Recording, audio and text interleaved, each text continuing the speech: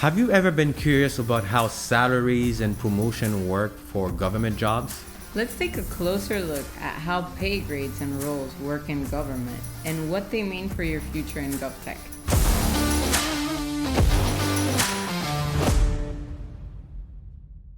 A lot of people don't realize that the way the government set up salaries is very much like the military. They have ranks, they have ranges inside the ranks and stuff like that. So Pay ranges. With a lower limit and an upper limit. So this whole pay range situation is called general schedule. Is that GS. GS? So, and by the way, this applies to everything in the government, not just tech roles. yes, it's GovTech is part of Gov. Yeah. So they go by the same general schedule. Yes. And if we can think about why they do this, it's a way to make it fair for everybody, right? Like not only fair, predictable. But predictable, because you are managing hundreds of thousands of employees. You have to have something very predictable. Same as the military. You need to be predictable in the military. Yeah. So think about like the Department of Health. If you count all the dependencies, they probably employ over 100,000 people all over the country in different states, different living conditions. So they need a system to make this all fair. Yeah. So this agency that manages manages human resources for the whole government is called GSA. So the way they do it is they have a pay scale from 1 to 15. So where between GS 1 and 4, you are considered an entry level. Yeah, those are jobs that have like very little requirements. You could start there with a high school diploma. They're usually very clerical, administrative roles. And not necessarily clerical. The janitor can fall in somewhere between GS1 and 4, depending on where and how long they've been in there. Mm-hmm. So it's super interesting, because you're gonna also notice that the GS level also have to do with training, with formal training. For example, GS 1 to 4, they only require a high school diploma. But when you start going to GS 8 to 10, they start requiring higher degrees. Mm-hmm. So it's not only about your training or what you do, it's also about your formal education. And years of experience. It's always a combination. Mm-hmm. And the other thing I want people to realize is that, like you said, there is a range. So you can interview two people can interview for one job. Depending on how well they did, they can fall within the same range but not have the same number. For example, you interviewed for a support role, a technical support role, but you did very well in the interview. You can land, and you have a degree. You can end up a G4, and the next person did as well as you, but doesn't have a degree, gets a G3. Yeah. Or the next person did a little less in terms of convincing the hiring manager, they get a G2. So they are within the same bracket, but different numbers. Yeah, and that's going to determine their salary. Exactly. So every step, they call them step, every number is a step in the salary, just like the military. Yeah.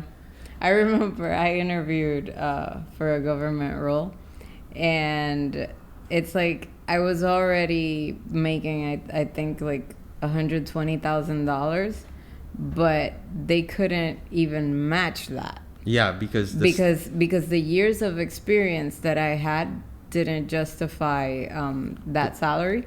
So they were like, you can come and work for like 118, and in a year we'll adjust it. I was like, no, thank you. Yeah, it's very formal. And by the way, you remember a year after, They called you. They called me, and they were like, "Now that you qualify for a Now you officially have the 3 years. We can move you to the next bracket." Yeah, It's so interesting, but but I had moved on. Yeah, it's a very formal situation, and it's not like in the corporate world where you can negotiate it. Yeah, you can negotiate, but within the bracket. Within the bracket, exactly. So they have room for negotiation, but within that bracket. So if the job, the government already decided this job can only be in the bracket of GS 1 to 4, and you demand a salary, or your skills is a salary matches a salary for G5, they cannot hire you. No, it doesn't matter how good you are. It's so interesting. And the crazy thing is that the job can remain unfilled. They will not be able to hire you. Yeah, and that was clearly the case with that job. They waited a full year to reach back to me. Yeah, and that's the drawback of the government environment. There's a lot of bureaucracy, you see. And also, one thing they usually do as well is you're gonna notice that the GS schedule ends at 15, but there are jobs that are more than GS 15, and these jobs, they fall under now, after GS 15, they fall under Senior Executive Service, which is SES. Yeah. So that the SES schedule is a whole other schedule. Yeah. So now you had the GS 1 to 15. After that, but those are like super well defined exceptions, because think about it, a GS 15 is like a leadership role. So when you get those SES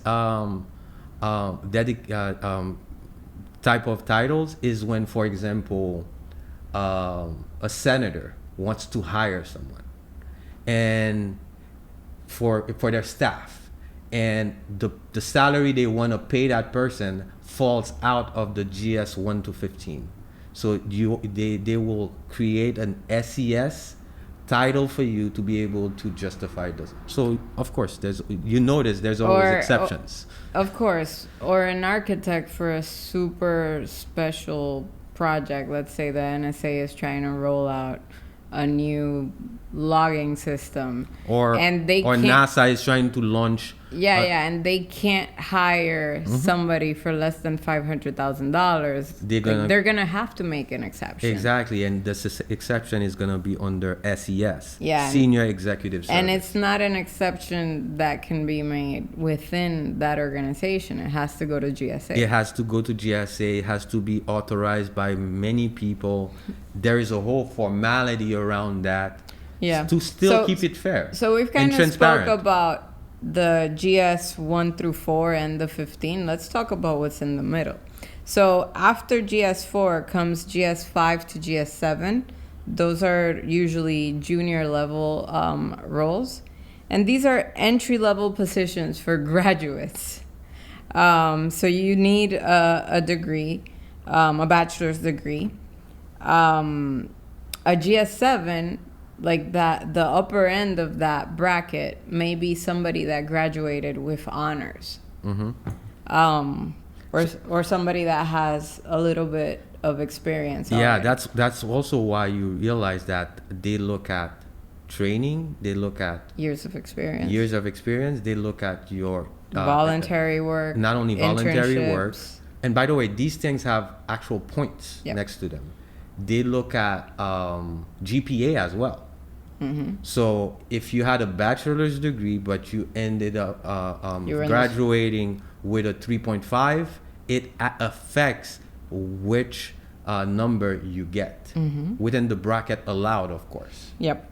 So let's say a GS5 can start around the 80K range, right? Yeah. Then we have GS8 to GS10. Those are mid-level positions, usually for technical or specialist roles. Yeah, usually for Linux system admins, they're going to fall between GS8 to 10. Yep. Yeah. They still tend to be administrative roles and technical support. And if you start becoming a senior admin and you also happen to have a degree or certification, you can move to GS 11 to 13. Which we have some of our alumni who are in the GS 11 to 13 bracket. Yeah. We haven't seen any SES yet, but we've seen people in the fourth bracket. Yeah. I haven't seen anyone yet in the 14 and 15 bracket. Yeah. So in this bracket, we start seeing people that have more responsibilities. If you have an engineer title, you'd be here. And 20 years in the government and the agency as well. So either. It's not either. I think it's a combination more. So you have the higher degrees, you have the certification, and you also have the seniority in terms of years and the agency. You will be hitting that closer to that GS 14 and 15.